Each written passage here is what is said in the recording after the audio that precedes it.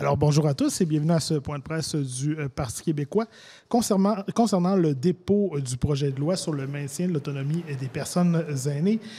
Prendront la parole lors de ce point de presse le député des Îles-de-la-Madeleine et porte-parole du Parti québécois pour les aînés, M. Joël Arsenault, et dans l'ordre, Mme Judith Gagnon, première vice-présidente de l'Association québécoise de défense des droits de personnes retraitées et pré-retraitées, Madame Mireille Beaulac, présidente de l'Alliance des associations de retraités, Solange Tremblay, présidente du regroupement interprofessionnel des intervenantes retraitées des services de santé, et M. Michel Gobeil, président de l'Association québécoise des directions d'établissements retraités. Merci beaucoup. Alors, c'est un beau moment aujourd'hui, un grand moment pour moi, et je pense pour nous, parce on a déposé il y a quelques minutes le projet de loi 893, loi sur le maintien de l'autonomie des personnes aînées. Et ce qu'on veut, c'est que le gouvernement passe à l'action pour ce qui concerne l'ensemble des enjeux qui touchent les aînés, mais dans un cadre de loi qui l'oblige justement à déposer une stratégie, à mettre en place des actions sur une base interministérielle et en lien avec le milieu communautaire et divers intervenants pour véritablement améliorer les conditions de vie des personnes aînées au Québec.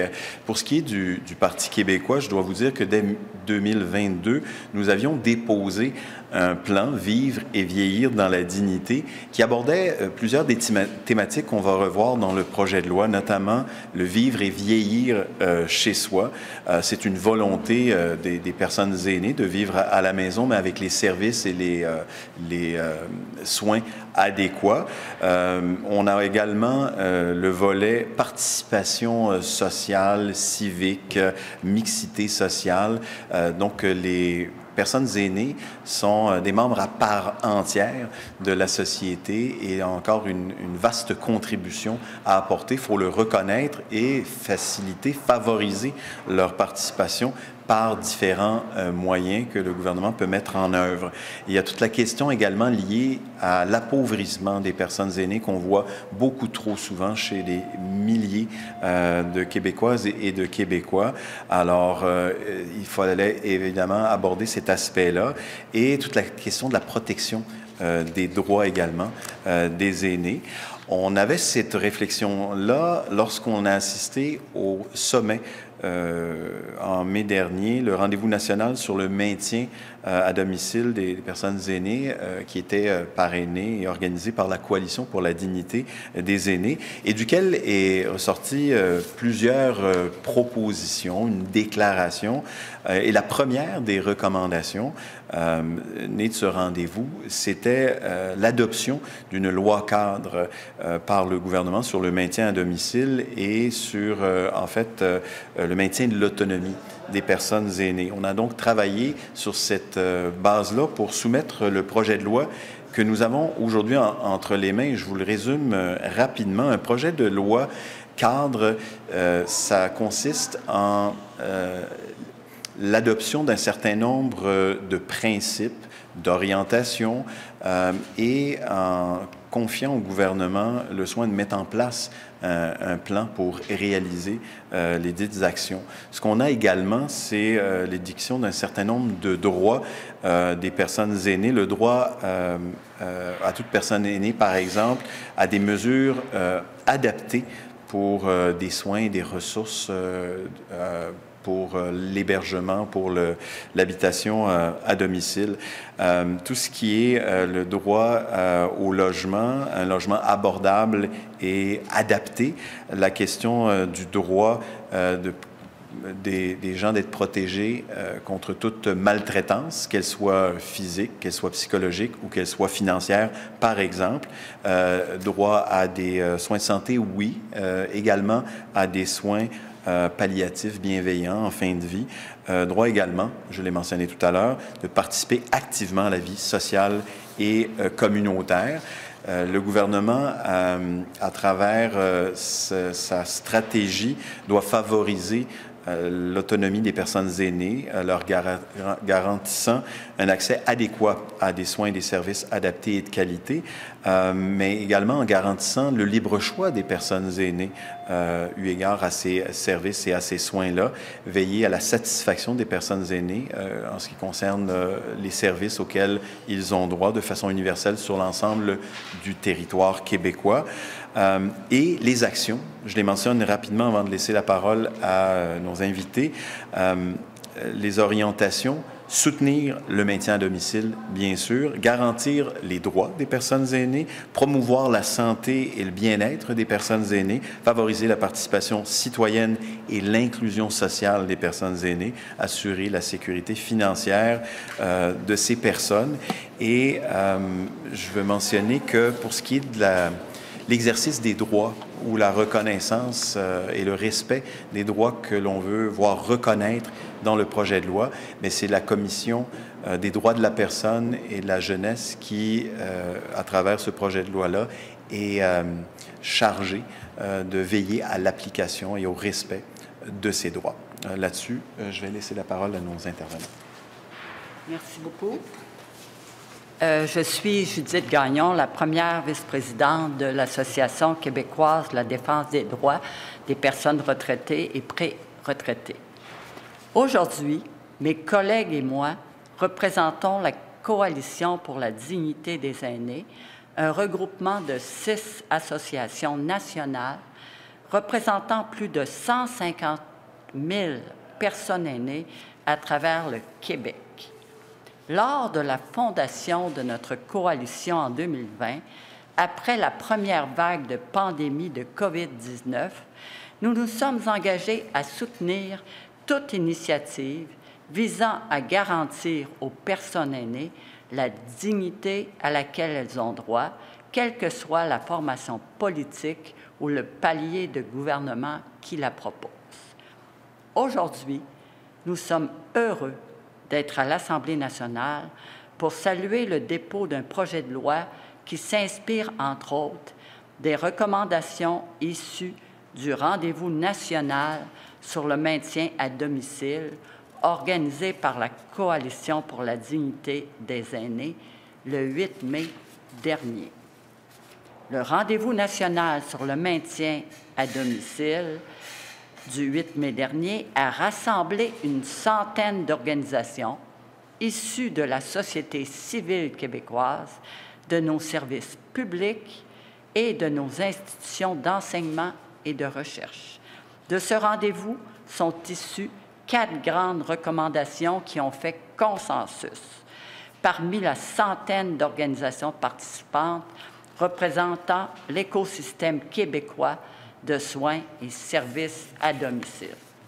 La première, adopter une loi cadre intersectorielle sur le maintien de l'autonomie des aînés qui ferait de l'accès aux soins à domicile un droit et viserait à mieux structurer les actions gouvernementales dans tous ces secteurs d'intervention afin de réduire les barrières liées au maintien à domicile des aînés, incluant en matière de logement et de mobilité. Deuxièmement, ensuite, faire des CLSC la porte d'entrée principale vers les soins et services à domicile. Également, d'assurer une meilleure coordination dans chaque région entre les différents acteurs de l'écosystème du maintien à domicile au bénéfice de l'efficacité des soins et des services rendus aux personnes aînées et leurs proches. Finalement, que la nouvelle agence Santé Québec ait l'obligation de consulter les experts et organismes du secteur, ainsi que les personnes aînées elles-mêmes, pour opérer humainement des mesures identifiées de concert avec le milieu pour atteindre les cibles gouvernementales en matière de soins et services à domicile, notamment en vertu des recommandations de la commissaire à la santé et du bien-être. Merci beaucoup.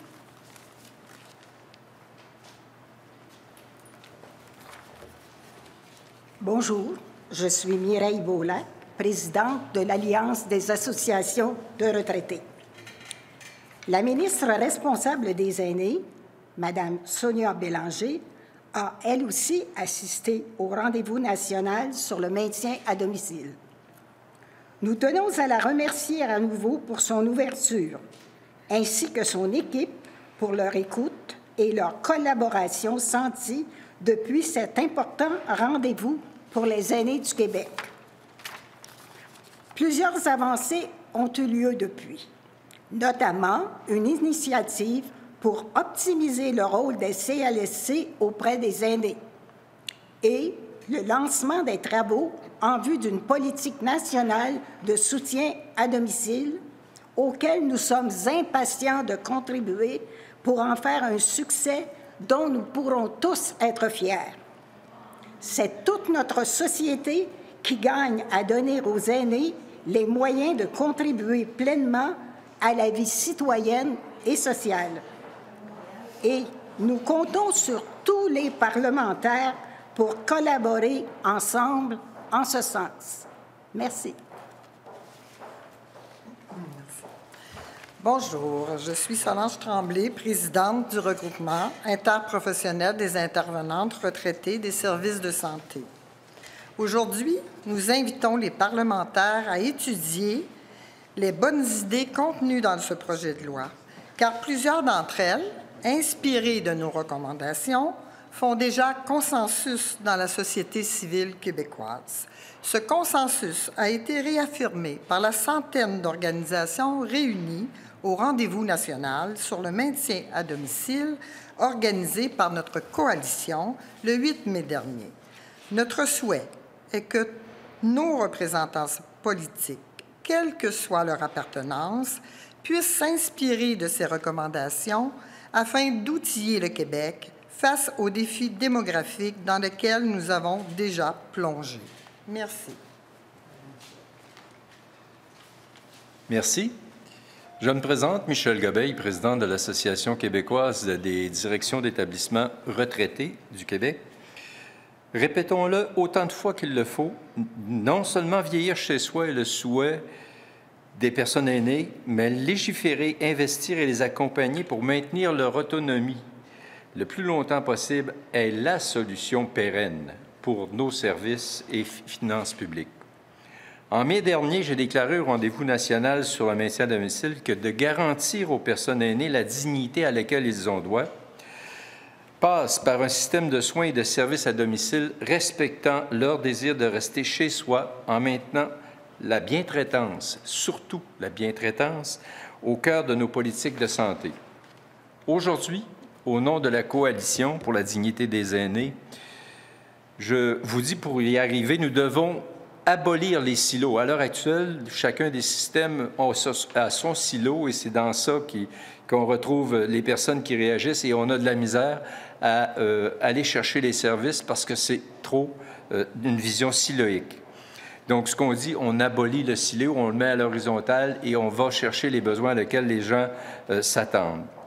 À l'instar de la commissaire à la santé et au bien-être, la Coalition parle aujourd'hui d'une nouvelle approche de maintien de l'autonomie. Donc, la différence entre le maintien à domicile et le maintien à l'autonomie est extrêmement importante dans ce qui nous regarde. Car vieillir dans la dignité et la fierté va bien au-delà des soins et services qu'on reçoit dans les établissements du réseau de la santé, SARPA ou sont chez soi. Le maintien de l'autonomie des aînés passe par une approche intersectorielle. Il faut certes parler de la prévention et des soins de santé, mais aussi d'un logement abordable et adapté, d'options de mobilité accessibles. Pensons à nos gens qui vivent dans des milieux ruraux qui n'ont, pour se rendre où sont les services, c'est presque impossible. Des revenus viables des plus vulnérables, du soutien aux proches aidants, de la lutte contre l'isolement, la maltraitance et l'agisme, et j'en passe. Vous nous trouverez aux côtés de tous les décideurs et de tous les groupes qui veulent passer à l'action avec nous. Merci pour votre écoute. Je tiens à dire qu'on passe... Moi, ça fait 4 ou 5 ans que je suis dans ce dossier-là. On est passé où les aînés, ça n'existait pas. Et on est rendu à un moment où on sait que dans 2030, on parle d'avoir un aîné sur 4 une personne de plus de 65 ans. Donc, le dossier devient de plus en plus urgent et éviter d'être à la dernière minute pour régler ce dossier-là. Et aujourd'hui, on a franchi un pas extrêmement intéressant. Merci.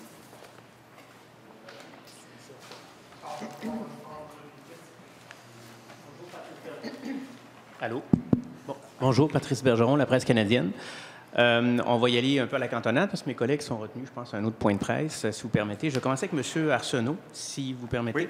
Est-ce qu'il y a eu une évaluation de l'incidence financière de l'adoption d'un projet de loi qui ressemblerait à celui-là? Son impact financier sur le budget du Québec, la mise en place de droits comme ceux-là, puis de garantir ces droits-là par la suite? Oui. En réalité, ce projet de loi-là, c'est un projet de loi cadre duquel va découler une stratégie nationale, puis un plan d'action. Alors, c'est le plan d'action dans ces actions qui pourra être évalué sur le plan financier. Mais ce qu'on sait, c'est que faire le virage vers les soins et les services à domicile, par exemple, c'est clairement un investissement qui rapporte de façon incroyable à un gouvernement qui fait ce virage-là, parce que l'autre option, c'est l'institutionnalisation, c'est les maisons des aînés, c'est d'investir dans le béton plutôt que dans les services qu'on n'a pas les moyens de pouvoir justement, regardez l'exemple encore une fois des maisons des aînés, et c'est aussi investir dans la participation sociale et citoyenne des personnes aînées qui ont une contribution à apporter qui peut aussi être extrêmement intéressante sur le plan social et je dirais même financier, dans tout le bénévole, dans l'approche intergénérationnelle et ainsi de suite. Donc, on est convaincu, sans avoir fait les calculs, que c'est la seule solution financière viable, c'est de faire ce virage-là. Et le plan d'action comportera justement un certain nombre de gestes qui pourront être calculés là, élément par élément, mais dans tous les cas, c'est certainement socialement et financièrement rentable pour un État de faire ce virage. À long terme, vous qui avez une bonne expérience parlementaire maintenant, comme combien vous évalueriez la probabilité que votre projet de loi puisse être appelé par le gouvernement pour étude? Mais je vous dirais que d'ici 3 ans, ce projet de loi a toutes les chances d'être adopté. D'ici 2 ans, mais là, ça dépendra de l'ouverture du gouvernement à faire en sorte qu'on puisse justement s'ouvrir à des solutions qui soient pérennes et qui donnent des résultats sur le terrain. Mais nous, on va tout faire avec les membres de la coalition et j'espère les autres partis d'opposition pour influencer positivement le gouvernement dans le sens du virage puis du maintien de l'autonomie des aînés qu'on veut emprunté. Je mentionnerai d'ailleurs que si, et ça a été mentionné par les intervenants précédemment, on ouvre un chantier aujourd'hui. La ministre Bélanger l'a annoncé il y a environ 2 semaines pour le développement d'une politique sur les soins et les services de maintien à domicile. Nous serons partie prenante à ce processus-là. La seule chose, c'est qu'on trouve que cette voie-là est trop restreinte. Mais ça fait partie, c'est l'un des axes que l'on veut défendre avec le projet de loi cadre. Donc, on va certainement y participer, mais il faut voir, je pense, le maintien de l'autonomie des aînés de façon beaucoup plus large, avec un certain nombre d'éléments qu'on a déjà mentionnés là, sur la participation citoyenne, sur l'habitation et sur la mobilité, par exemple. Vous m'en permettez une petite dernière avant qu'on passe à vos invités, mais la ministre, tout à l'heure, en mêlée de presse, on l'a attrapée, puis elle a répondu que, selon elle, son plan d'action était très complet, qu'elle ne voyait pas la nécessité d'enchasser, dans le fond, le droit au logement abordable seulement pour les aînés, par exemple. Qu'est-ce que vous pourriez lui répondre? Bien, moi, je dirais que c'est une question de philosophie. Pour nous, on pense que si l'on adopte une loi qui garantit un certain nombre de principes, c'est beaucoup plus fort comme pierre d'assise pour ensuite rendre justement une stratégie au bout de son objectif, d'atteindre les cibles à travers les orientations et des actions déterminées. C'est un contrat social, en fait, un projet de loi comme celui-là, qu'on fait avec presque 25% maintenant de la population du Québec. Et peu importe les gouvernements qui se succèdent ensuite, la loi, la loi cadre continue d'exister et le gouvernement doit s'y conformer. Donc, c'est une garantie supplémentaire qu'on souhaite apporter à 25% de la population. Et je pense que sans aller jusqu'au bout, bien, c'est un engagement qui est incomplet et pas formalisé de la meilleure façon. C'est la raison pour laquelle nous, on privilégie cette voie-là. Et c'est aussi, je pense, la conclusion à laquelle en étaient venus les participants au rendez-vous sur le maintien à domicile, qui, après avoir vu pendant 12 ans une politique gouvernementale avancer, parfois bien, parfois moins bien, parfois avec certains reculs, l'idée d'un projet de loi cadre semblait plus pérenne, plus porteur et structurant. Si vous permettez maintenant aux interlocuteurs, celui qui voudra bien répondre, la ministre a donc indiqué que pour elle, le plan d'action qu'elle avait déposé, qui comprend une bonne centaine d'actions quand même, si je me rappelle bien, là, était forcément très complet et qu'elle ne voyait pas la pertinence d'aller un peu plus loin avec une loi cadre. Qu'est-ce que vous pourriez répondre à Mme Bélanger? Est-ce que, selon vous, ce plan d'action-là est complet? Évidemment, il contient à peu près tous les éléments que la coalition peut espérer. Mais là où le problème, c'est de voir comment on va les enchasser dans un cadre qu'on est sûr que les choses vont se réaliser. Si on regarde présentement, tout à l'heure, on parlait du financement et des sociétés. C'est sûr que les modèles scandinaves nous ont éclairé beaucoup au niveau de la coalition. Et évidemment, les coûts qui sont sauvés dans ces pays-là par le fait que les aînés sont bien traités, ce sont sûrement des éléments qui pourraient faire en sorte, en tout cas, qu'on éviterait de construire des maisons à des coûts énormes ou encore qui ne répondront pas nécessairement aux besoins. Et quand on parle de la politique de Mme Bélanger, évidemment, pour nous, elle était extrêmement importante. On a eu la présentation au mois de mai dernier. Et pour nous, c'était comme un rappel de tout ce qui s'était passé au cours des 12 dernières années, mais écrit sur papier. Maintenant, c'est la réalisation. Et quand on parle de ce projet de loi-là, on le voit beaucoup plus comme un cadre dont on ne pourrait pas se dérober. En tout cas, qui viendra enchasser vraiment des actions et des gestes qui doivent être posés par la société québécoise pour protéger ses aînés. Est-ce que quelqu'un d'autre voudrait prendre la parole sur ce que propose Mme Bélanger? Est-ce que vous trouvez que ça pourrait aller plus loin, par exemple? Il n'y a pas d'hésitation. Pour ça, je vous poserai une autre question. Je suis à l'aise à votre question. Allez-y. La politique qui sera présentée par la ministre Sonia Rappelez-moi Bélanger. votre nom, si vous permettez. Juste Solange Tremblay. C'est bien, merci. C'est juste secteur de la santé. Alors, ça va. Pour nous, chaque fois, que ce soit à l'intérieur d'une politique ou à l'intérieur de la loi cadre, nos recommandations, on souhaite qu'elles fassent le chemin. On a eu un rendez-vous national, les organisations étaient présentes. On continue dans l'ensemble des régions du Québec de faire connaître nos positions publiques. Alors, pour nous, là, toute tribune où nos recommandations s'y retrouvent, nous y serons et nous les défendrons. Alors, ce projet de loi cadre met les aînés au cœur d'un développement dans toutes les sphères de la société, que ce soit au niveau civil, au niveau de la santé, au niveau social. Et pour nous, ça va plus loin que juste la prévention de la maladie, la prévention de la santé. Souvent, c'est un seul axe, et c'est les services et soutiens à domicile ou les services hospitaliers. Alors, c'est un projet de loi cadre qui va vraiment dans le sens, puis on souhaite continuer à en faire la promotion. Et si vous permettez maintenant, est-ce que vous auriez une autre réponse à ajouter? Moi, je vous dirais que ce qui se passe actuellement, comme ma collègue le disait, c'est de regrouper tous les efforts de tous les groupes pour travailler à l'amélioration des conditions de vie des aînés. Puis je me dis, c'est pas strictement au niveau gouvernemental qu'on va y arriver. Il faut que tous les partis y mettent, dans le fond, du leur. Mais il faut aussi que les municipalités y travaillent. Et de plus en plus, avec MADA, les municipalités y travaillent.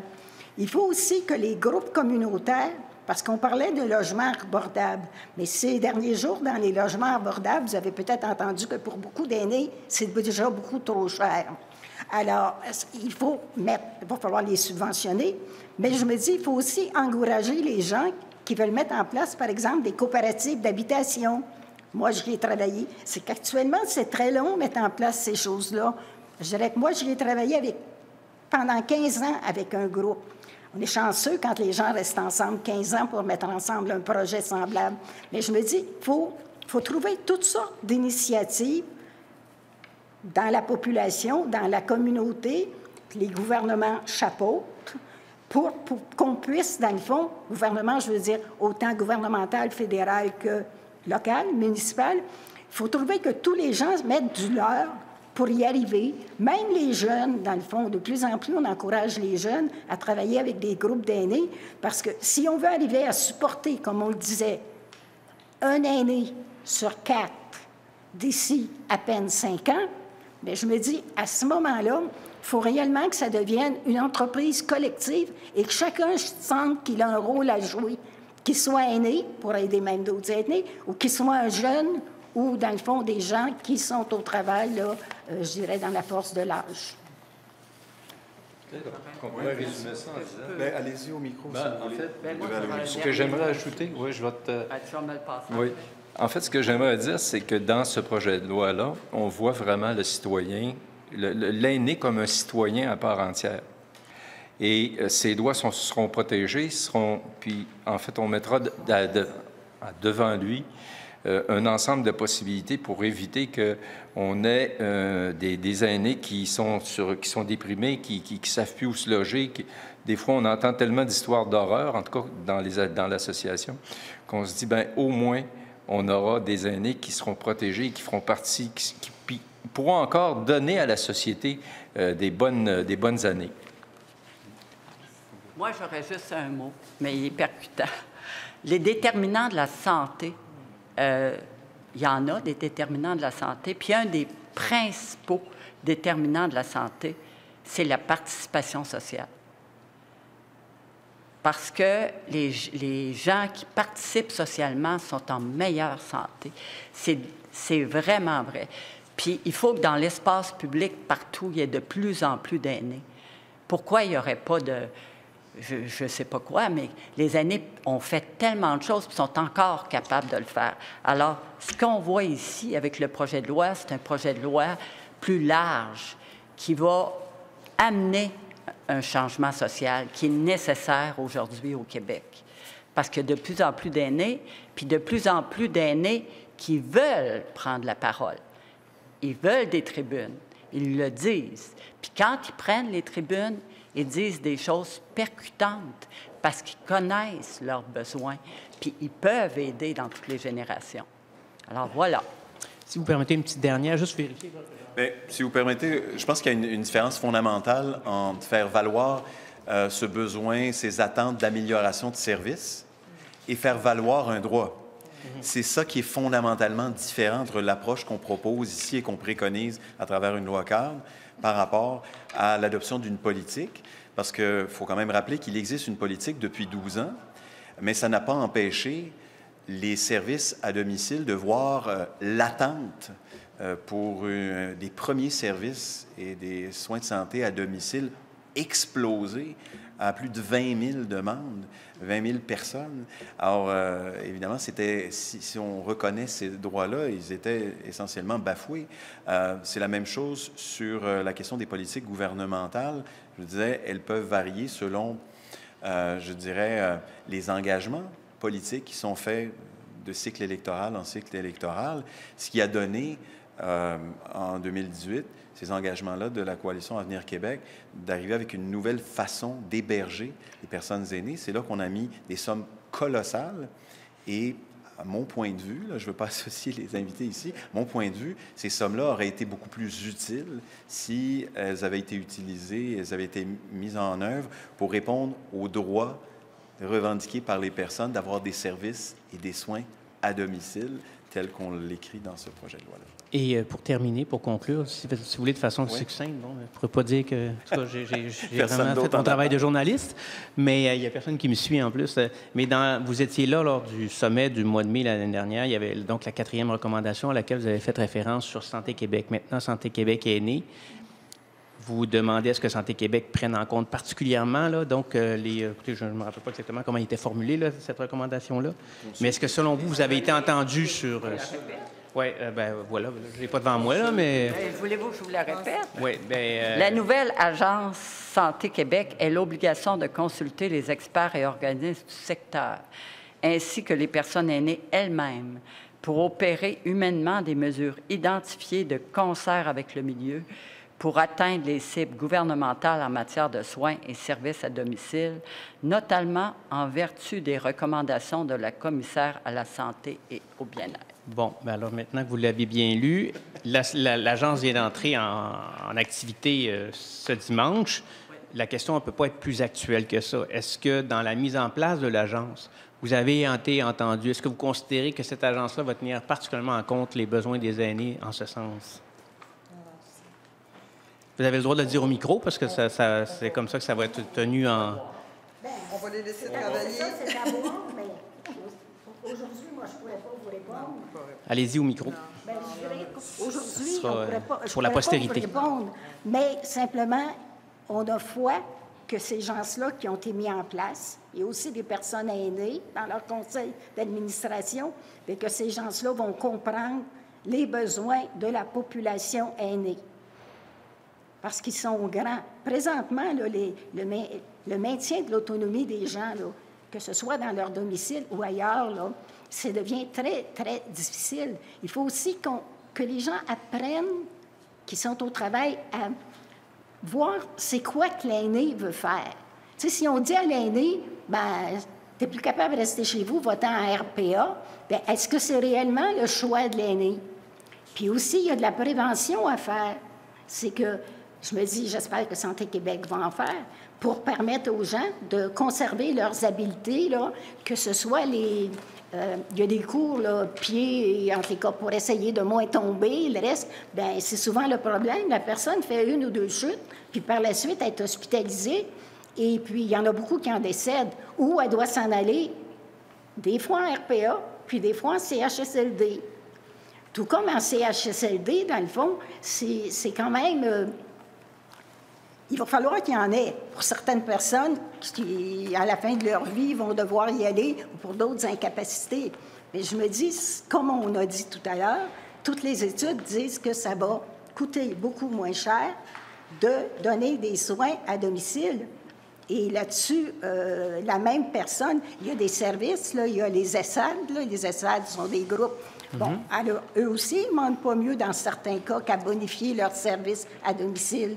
Donc, moi, j'ai espoir que les gens... se prononcer, Mme parce que là, on n'est pas rendu là, c'est plus à titre personnel, on aime mieux attendre un petit peu. Là. Mais moi, je compléterais simplement en disant qu'il va falloir déterminer, à mon point de vue, là, où est-ce qu'on trace la ligne entre les orientations que conserve le ministère et les opérations qui sont confiées à Santé Québec. Et il y a définitivement un virage à faire sur le plan des orientations en matière de services et de, je dirais, respect des droits des personnes aînées, et une question de moyens également qui seront confiés à l'agence pour réaliser cette nouvelle approche et ce virage. Et puis, je pense que ce qu'il faut retenir du point de vue de la coalition, c'est cet appel à la collaboration et à la consultation, en espérant qu'ils soient entendus. Merci. Merci beaucoup. Merci.